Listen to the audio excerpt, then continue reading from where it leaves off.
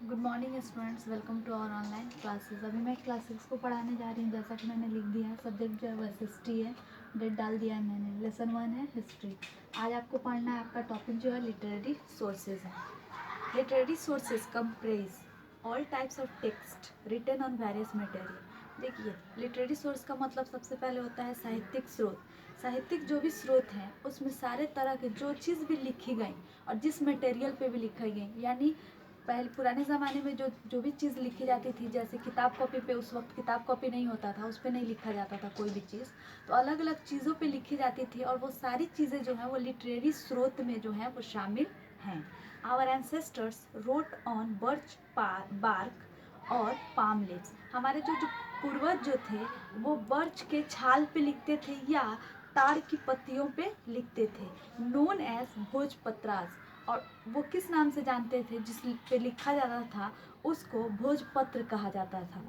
Eight times text was written on sheep leather and wooden tablet. जैसे जैसे वक्त गुजरता गया, जो भी चीज़ें लिखी गई वो सिप लेदर यानी भेड़ की खाल पे लिखी गई, एंड वुडन टैबलेट्स, और लकड़ी का तख्ती बना दिया गया और उस पर भी लिखा गया। Literary sources inform us about the political.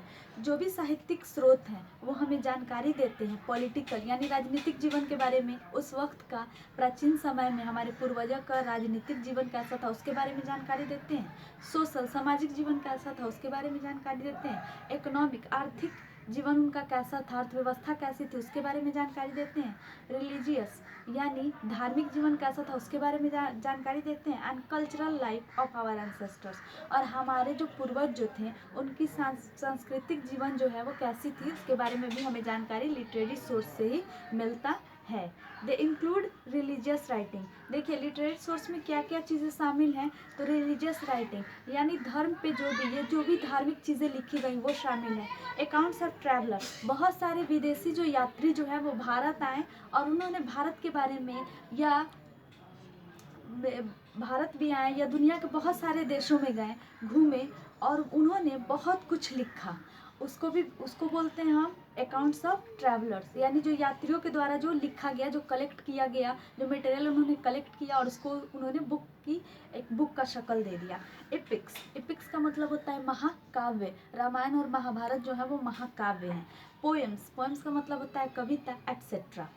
Literary sources can be broadly divided into 3 categories. Literary स्रोतों को यानी साहित्यिक स्रोतों को 3 वर्गों में विभक्त किया गया है।